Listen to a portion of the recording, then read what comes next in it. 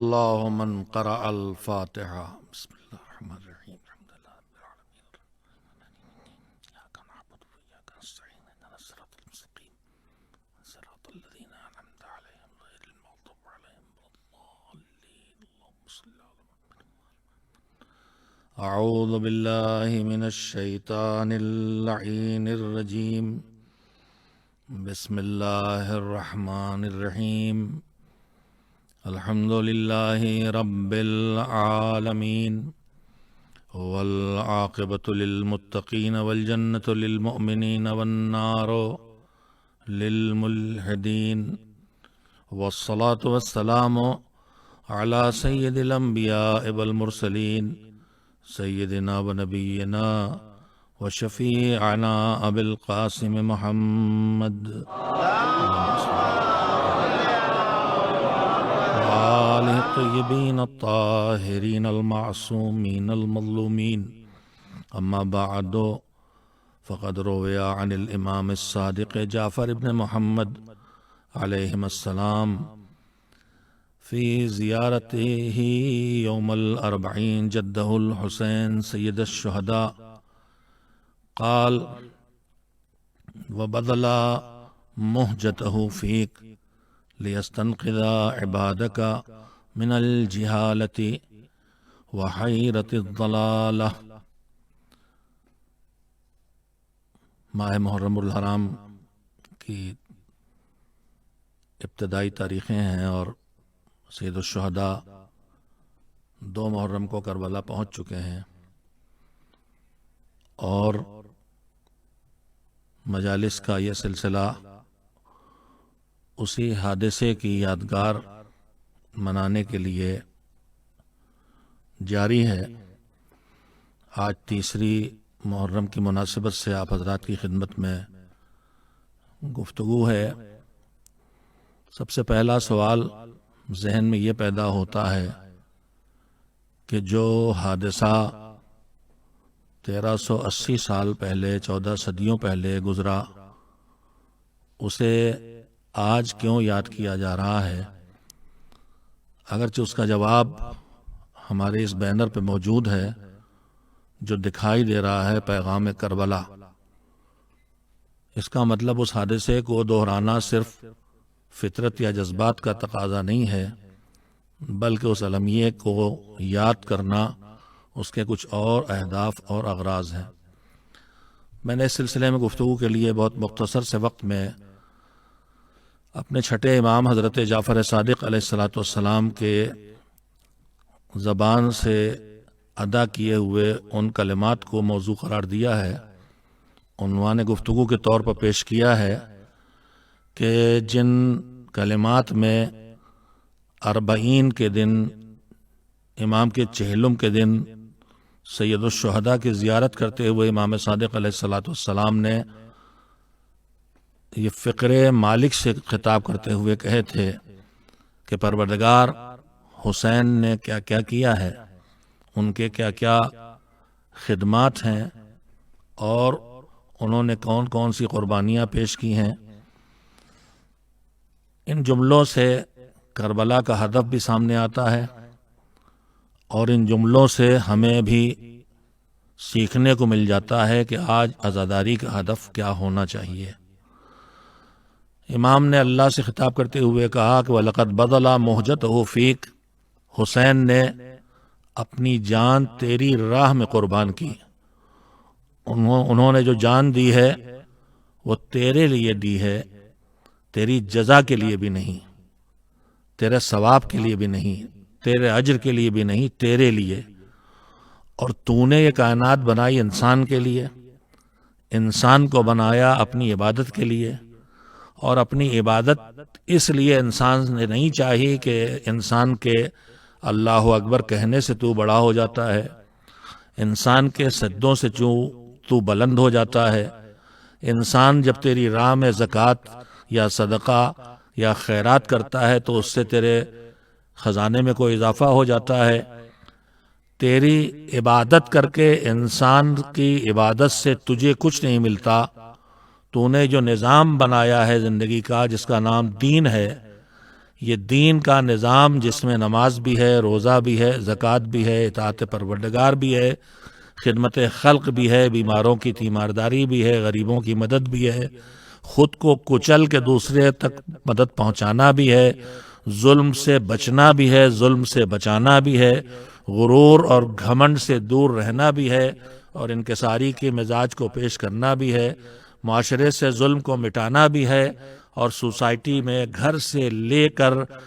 دنیا کے ہر گوشے تک انصاف کو پھیلانا بھی ہے۔ یہ سب جو تو نے ہم سے انسانوں سے چاہا ہے، اس کا کوئی فائدہ تجھے نہیں، اس کا فائدہ خود ہمیں ہے۔ تو نے قرآن میں بتا دیا اپنی آیات کے ذریعے اعلان کر کے کہ خلقنا لکم، یہ پوری کائنات تیرے لیے بنائی، تمہارے لیے بنائی، سخرنا لکم، یہ پورا یونیورس تمہارے اختیار میں دیا، چاند پہ جاؤ، سورج پہ جاؤ، ستارے لاؤ، ستاروں پہ پہنچو، زمین کھودو، تیل نکالو، گیس نکالو، جو چاہو کرو، بس ہمارے بنائے کو بگاڑو نہیں ورنہ تمہارا نقصان ہوگا۔ تو کائنات ہمارے لیے بنائی، ہمیں کس لیے بنایا؟ وَمَا خَلَقْتُ الْجِنَّ وَالْإِنسَ إِلَّا لِيَعْبُدُونَ، اپنی عبادت کے لیے بنایا۔ اللہ کہتا ہے یا ایھا الناس اعبدوا ربکم الذی خلقکم والذین من قبلکم لعلکم تتقون، اے انسانوں اپنے رب کی عبادت کرو کہ جس نے تمہیں بھی پیدا کیا ہے اور پچھلے جو گزرے تمہارے باپ دادا آبا و اجداد ان کو بھی پیدا کیا ہے، اور عبادت کرو گے تو تم تقوی تک پہنچو گے۔ تو مالک کائنات میرے لیے، میں عبادت کے لیے، عبادت مجھے تقوی تک لے آئی۔ تو تقوی تک آ کے مجھے کیا ملا؟ تقوی کیا ہے؟ تقوی یہ ہے کہ جو اچھا ہے وہ کرو، جو برا ہے اس سے بچو۔ تقوی یہ ہے کہ برائی پر اللہ تمہیں سزا دے گا، اس سزا سے خود کو بچاؤ، اور نیکیوں پر اللہ تمہیں انعام اور جزا دے گا، اس جزا تک خود کو پہنچاؤ۔ یعنی تقوی گھر بیٹھ رہنے کا نام، دنیا چھوڑنے کا نام نہیں ہے۔ تقوی نام ہے نیکیاں کرتے ہوئے آگے بڑھنے کا، اور برائیوں سے بچتے ہوئے بھی آگے بڑھنے کا، کھڑے ہو جانے یا بیٹھ جانے کا نام نہیں۔ مالک ٹھیک سمجھ میں آ گیا، کائنات میرے لیے، میں عبادت کے لیے، عبادت تقوی کے لیے، یعنی عبادت میں اندر یہ جذبہ پیدا کرے گی کہ میں نیکیوں کی راہ میں آگے بڑھوں اور برائیوں سے بچوں۔ یہ طاقت مجھے کبھی روزہ دے گا، کبھی نماز دے گی، کبھی زکوٰۃ کی طاقت دے گی، کبھی ماں باپ کی خدمت مجھے طاقت دے گی، اور برائیوں سے بچنے کی طاقت میرے اندر انہی چیزوں سے آئے گی۔ میں جھوٹ سے بچوں گا، میں غیبت سے بچوں گا، میں کسی انسان کو ستانے سے رکوں گا، کسی کا حق چھیننے سے رکوں گا۔ یہ ساری طاقتیں میرے اندر تیری عبادت سے، تیری بات ماننے سے، تیری اطاعت سے آئیں گی۔ مگر یہ آ بھی گئی میرے اندر تو پھر بھی مجھے کیا ملا؟ میں نے زحمتیں اٹھائیں، میں نے نماز پڑھی، وقت دیا، روزے رکھے، بھوکا رہا، پیسہ خرچ کیا، غریبوں کا خیال کیا، اپنی صحت کا خیال نہیں کیا، اگرچہ مذہب کہتا صحت کا خیال رکھ کے دوسروں کا خیال کرو۔ اس وقت جو کورونا پھیلا ہوا ہے، میں اس وقت میرے ارد گرد دور تک ایسے لوگ کوئی نہیں بیٹھے جن تک میرا انفیکشن پہنچے، ورنہ میرے لیے جائز نہیں تھا کہ منہ سے میں ماؤس کو یا ہٹا کے بولوں۔ لیکن اس لیے کہ ہمارا مذہب ہم سے یہ کہہ رہا ہے کہ خود کو بھی بچانا واجب ہے، دوسروں کو بھی بچانا واجب ہے۔ تم خود کو دوسرے سے بیمار نہیں کر سکتے، حرام، اور اگر تم نے بیماری کسی تک پہنچائی تو تم اس کے قاتل ہو اور تمہیں اس کی دیت دینا پڑے گی، یعنی جرمانہ بھگتنا پڑے گا۔ تو ہم تو زندگی بچانے کا نظام ہمارا نظام ہے، یہی نظام اللہ نے دیا، تو پروردگار نیکیوں میں آگے بڑھ گئے، برائیوں سے بچے۔ اب ہمیں کیا ملا؟ تو پھر تیسری اور چوتھی آیت ہمیں مدد کرتی ہے کہ تقوی اختیار کرو۔ اس کے بعد پروردگار کہتا تقوی کرے گا کون؟ تقوی کی راہ پر آئے گا کون؟ اچھائیاں اپنائے گا کون؟ برائیوں سے بچے گا کون؟ تو اس کا جواب قرآن مجید دیتا ہے فَاتَّقُونِ يَا أُولِي الْأَلْبَابِ لَعَلَّكُمْ تُفْلِحُونَ، اے عقل مندو ہماری بات مانو، جس کام کو ہم کہیں اسے کرو، جس کام سے ہم روکیں اس سے رکو۔ ہم جو کہیں وہ کرو گے اور ہم جس سے روکیں گے اس سے رکو گے، تبھی تم کامیاب ہوگے۔ دنیا کی کامیابی بھی تمہیں ہماری ہدایت پہ چل کے ملے گی، آخرت کی کامیابی بھی تمہیں ہماری ہدایت پہ چل کے ملے گی۔ تو ہماری کامیابی ہے دین سمجھنا، دین کے قانون پر چلنا اور دین کو اپنانا، وہ دین جو اللہ نے بنایا بنایا ہے، اس مالک نے ہمیں بعد میں بنایا، ہماری زندگی کی ضرورت پہلے پیدا کی، اس نے ہمیں بعد میں بنایا، ہماری پیاس پہلے، ہماری بھوک مٹانے کا انتظام پہلے، یہ سب کر کے اس نے ہمیں بنا لیا۔ اب جو اس نے ہمیں بنایا تو ہماری ضرورت تھی ہمیں راستہ دکھایا جائے، ہمیں گائیڈ کیا جائے، ہمیں اچھے برے کی پہچان دی جائے، اس کے لیے اس نے نبی بھیجے، کتاب بھیجی، کتابیں بھیجی، انبیاء بھیجے، دین بھیجا۔ اللہ نے 1,24,000 نبیوں کے ذریعے جو انسانوں کو قیامت تک بچانے کے لیے نظام زندگی اور وے آف لائف دیا تھا، اس کو یزید کربلا میں مٹا رہا تھا، اچھائی کو برائی بنا رہا تھا، برائی کو اچھائی بنا رہا تھا۔ حسین نے اس وقت 14 صدیاں 1380 سال پہلے سن 60 ہجری میں یہ واقعہ گزرا کربلا کے میدان میں، اٹھ کے خود کو قربانی کے لیے پیش کیا، گھر کے ننھے ننھے بچوں کو لے کے گئے، یہ مر جائیں، یہ ختم ہو جائیں، یہ بھوکے پیاسے رہیں، ہمارے گود میں ہمارے 6 مہینے کے بچے کے گلے پہ تیر مار کے ذبح کر دیا جائے، 18 مہینے کے میرے نوجوان بیٹے کے کلیجے میں برچھی مار دی جائے، میرے یتیم گود کے پالے یتیم قاسم میرے بڑے بھائی کی نشانی کو زندگی میں گھوڑوں کے سموں سے اتنا پامال کر دیا جائے کہ وہ ٹکڑے ٹکڑے ہو جائے، یہ مجھے سب برداشت ہے، مگر میں دین کو نہیں مٹنے دوں گا، میں برائی کی حکومت نہیں ہونے دوں گا، میں مظلوم کی حمایت کے لیے کھڑا رہوں گا، میں ظالموں کو روکوں گا، میں یزید کے آگے سر نہیں جھکاؤں گا چاہے میرا سر کٹ جائے۔ حسین نے کربلا میں قربانی دے کے دین کو بچایا، انسانیت کو بچایا، مظلوم کو کی حفاظت کی، ظلم کو روکنے کی مہم چلائی۔ حسین کربلا کے لیے نکلے تو کہتے ہوئے نکلے تھے، لم اخرج اشرم ولا بطرم ولا مفسدن ولا ظالما، نہ میں اپنے آپ کو منوانے اٹھا ہوں، نہ میں لوگوں کے سامنے اپنی شان جتانے اٹھا ہوں، نہ میں لوگوں کے درمیان کسی ظلم کو بڑھانے اٹھا ہوں، نہ میں زمین پر فساد پھیلانے اٹھا ہوں۔ جو اٹھنے والے ان اغراض سے اٹھتے ہیں، حسین کہہ رہے ہیں ہم ان میں نہیں ہیں، ہم یہ جو اٹھ کے کھڑے ہوئے یزید کے خلاف تو کیوں اٹھے ہیں؟ وَإِنَّمَا خَرَجْتُ لِطَلَبِ الْإِصْلَاحِ فِي أُمَّتِ جَدِّي، میرے جد رسول اللہ کی امت میں جو بگاڑ آیا ہے، جو برائیاں پھیل رہی ہیں، جو اچھائیاں مٹائی جا رہی ہیں، جو ظلم پھیل رہا ہے، جو مظلوم ستائے جا رہے ہیں، جو ناحق خون بہایا جا رہا ہے، جو انسانوں کی عزت ختم کی جا رہی ہے، میں اسے برداشت نہیں کروں گا۔ جو دین اللہ نے نظام انسانیت کو دیا ہے، جو امن پہنچاتا ہے، جو سکون پہنچاتا ہے، جو معاشرے میں محبتیں بانٹتا ہے، جو جہالت کو علم سے دور کرتا ہے، جو بیماریوں کو صحت سے بدلنے کے راستے دکھاتا ہے، میں اس دین کو بچاؤں گا، اس لیے کہ یہ دین انسانیت کی ضرورت ہے، اور میں جھوٹے دین کو سچے دین کی جگہ نہیں لینے دوں گا، میں کسی ظالم کو نمائندہ الہی بن کے بیٹھنے کی جرت نہیں کرنے دوں گا۔ حسین نے انکار کیا، بیعت نہیں کریں گے سر کٹ جائے۔ اسی قربانی کو جہاں گود کے پالے شہید ہوئے، جہاں بیویوں کے سروں سے چادریں چھنی، جہاں بیماروں کو سینکڑوں کلومیٹر یا پیدل کانٹوں بھری زمین پہ چلایا گیا، یا بغیر کجاوے کے اونٹوں پہ بٹھا کے اونٹوں کو بیویوں کو بٹھا کے دوڑایا گیا، یہ سب قربانیاں میں دے دوں گا، مگر دین کو مٹنے نہیں دوں گا۔ کیوں؟ سید سجاد نے کہا میرے دادا میرے جد حسین نے کیا کیا پروردگار؟ تیرے لیے، تیرا دین تھا، تو انسان کو بچانا چاہتا تھا، تو انسان کی حفاظت کرنا چاہتا تھا، تو برائیوں سے زمین کو پاک کرنا چاہتا ہے، تو ظلم کو ختم کرنا چاہتا ہے، تو اس پوری زمین پہ عدل و انصاف کی حکومت قائم کرنا چاہتا ہے، تو چاہتا ہے کہ اس انسان پہ کوئی بھوکا نہ رہے، اس زمین پہ کوئی بھوکا نہ رہے، اس زمین پہ کوئی کسی پہ ظلم نہ کرے، یہاں کوئی کسی کو ستائے نہیں، کسی کے دل میں کسی کے لیے نفرت نہ پیدا ہونے پائے۔ تو ایسی سوسائٹی چاہتا ہے، تو حسین نے سوسائٹی کو بنانے کے لیے اپنا جو ان کے پاس تھا لگا دیا، اور اس کے لیے تدبیر کیا تھی؟ لِيَسْتَنْقِذَ عِبَادَكَ مِنَ الْجِهَالَةِ، حسین اٹھے تاکہ برائیوں کی جڑ جہالت سے تیرے بندوں کو باہر نکال کے تعلیم اور علم کی روشنی میں لے آئیں۔ حسین جہالت اور بے خبری کو مٹانے کے لیے اٹھے تھے، اور بے خبری کے نتیجے میں یا علم ہونے کے بعد بھی ماحول کے دباؤ میں، نفس کے دباؤ میں، لالچ میں، پیسے کی لالچ میں، پاور کی لالچ میں، جب آدمی علم رکھتے ہوئے بھی غلط راستے پہ جاتا ہے اور صحیح راستے سے بہک جاتا ہے، تو حسین وہاں بھی مدد کے لیے کھڑے ہیں۔ جہاں جہالت ہے وہاں سے ہم جہالت دور کریں گے، اور جہاں جہالت نہیں ہے، علم ہے، پھر بھی صحیح راستے پہ نہیں چل رہا، وہاں ہم اسے صحیح راستے پہ لائیں گے۔ امام نے فرمایا، امام صادق علیہ السلام نے، کہ حسین اٹھے، قربانیاں دیں۔ کیوں دیں؟ لِيَسْتَنْقِذَ عِبَادَكَ مِنَ الجہالہ،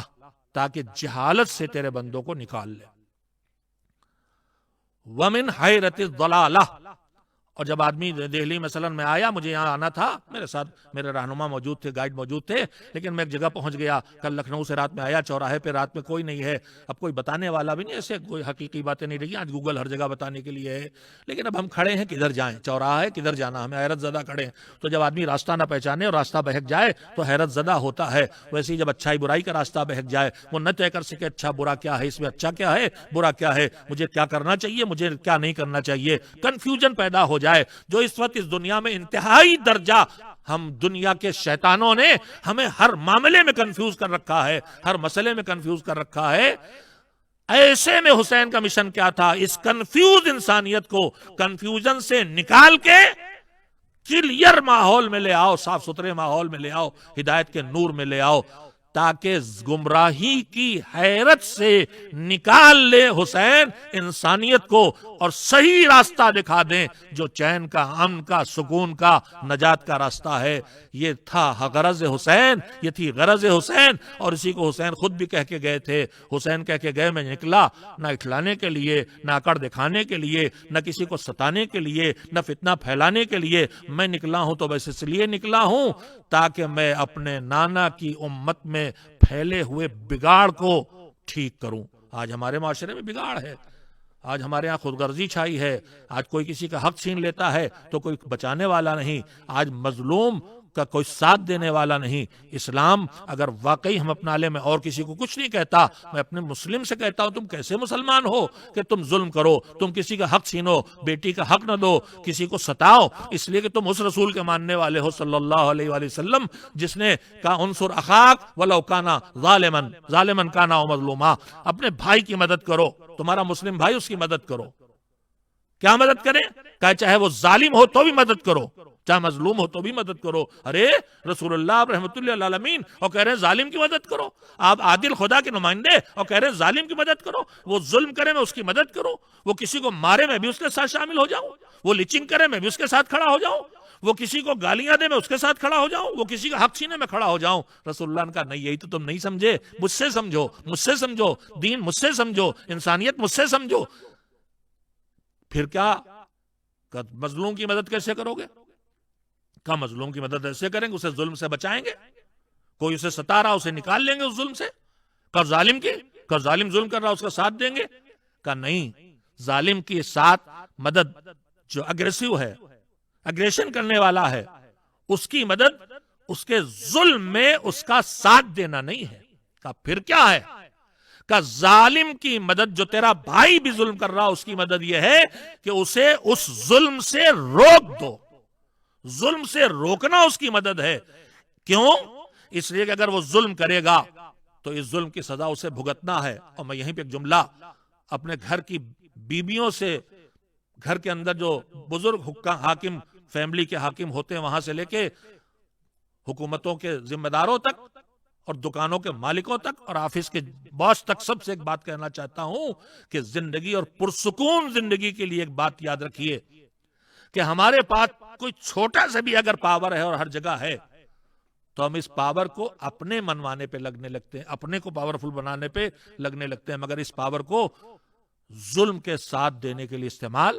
نہیں کیا جا سکتا۔ اس پاور کو مظلوم کی مدد کے لیے لگایا جائے گا کہ کیسے ہم ایک کمزور کا ساتھ دے کے اسے مشکل سے باہر نکال لائیں۔ حسین کی یہی مہم تھی۔ حسین نے کہا میں اس لیے نکلا ہوں تاکہ میں اپنے جد کی امت کے بگاڑ کو ٹھیک کروں، انا امر بالمعروف و انہا عن المنکر، میں نکلا ہوں تاکہ لوگوں کو اچھائیاں سکھاؤں، تعلیم حاصل کرو، ظلم نہ کرو، غریب کی مدد کرو، انصاف کا معاشرہ قائم کرو، جو نیکیاں رک رہی ہیں ان کو بڑھاؤں، وَأَنْهَا عَنِ الْمُنْكَرِ، اور جو برائیاں پوری دنیا میں پھیل رہی ہیں، بے حیائی ختم کرو، ایک دوسرے کو ستانا ختم کرو، ایک دوسرے کا حق مارنا ختم کرو، اللہ کی نافرمانی کرنا ختم کرو، دوسروں کو مال چھیننا ختم کرو، بزرگوں کے ساتھ بدسلوکی کرنا ختم کرو، غریب کو نیچی نگاہ سے دیکھنا بند کرو، یہ سکھانے اٹھا ہوں۔ اب یہ پوری انسانیت کی قربانی تھی، اس لیے اللہ نے حسین کی قربانی کی بقا کا انتظام کر لیا، اس طرح سے انتظام کر لیا کہ آج فطرت، ہم جب ہمارے گھر میں موت ہو جائے تو فطرت ہے رونا پیٹنا، کھانا بھی چھوٹ جاتا ہے، پانی بھی چھوٹ جاتا ہے، لیکن یہی موت تھوڑے دن گزرنے کے بعد بھول سے بدل جاتی ہے، مگر دنیا کا ہر غم بھول جاتا ہے، ہمیں اپنے باپ دادا کا غم بھی بھول جاتا ہے، مگر 14 صدیوں سے حسین کا غم ہم نہیں بھلا سکے، نسلیں بدلی، حسین کا غم نہ بھلایا گیا، یہ فطرت کو بدلا اللہ نے تاکہ ذکر حسین انسان کو زندہ رکھے، ذکر حسین انصاف کو بچائے، ذکر حسین ہر دور میں وفاداریاں پیدا کرے، حسین کی یاد انسان کی بزدلی سے بچائے، حسین کی یاد انسان کو ظلم سے روکے، اس کے لیے قربانیاں دینا پڑیں، گود کے پالے بھی دیے، گود کے پالے جو خود چل کے جا سکتے تھے انہیں مقتل میں بھیجا، تو جو نہیں جا سکتے تو انہیں گود میں پہنچایا۔ 3 محرم ابتدائی تاریخیں ہیں، آگے آتی ہیں تاریخیں تو شہیدوں کے تذکرے شروع ہو جاتے ہیں، کبھی اون محمد کا ذکر ہوگا، کبھی قاسم کا، کبھی اکبر کا، کبھی اصغر کا۔ میں جلدی سے 2 منٹ میں یاد دلانا چاہتا ہوں ان 2 کمسن اور مظلوم بچوں کو کہ جو کربلا میں شہید نہیں ہوئے مگر کربلا کے شہید تھے۔ حسین کو جب کوفے والوں نے بلایا تھا مدد کے لیے، حسین نے مسلم کو بھیجا، جاؤ ان کی ہدایت کرو، انہیں راستہ دکھاؤ، لڑنے جاتے تو لشکر لے کے جاتے، سکھانے گئے تھے، اچھی بات بتانے گئے تھے، 2 ننھے بچوں کو لے کے گئے، مسلم پہنچے، لوگوں نے ساتھ دیا، پھر ساتھ چھوڑا، ابن زیاد نے حملہ کیا، مسلم 9 ذی الحجہ کو گرفتار کیے گئے، زخمی بدن سے لائے گئے، دارالامارہ کی چھت پہ لے جا کے 2 رکعت نماز مکمل نہ ہوئی تھی، گردن پہ تلوار ماری ظالم نے، سر کٹ کے گرا،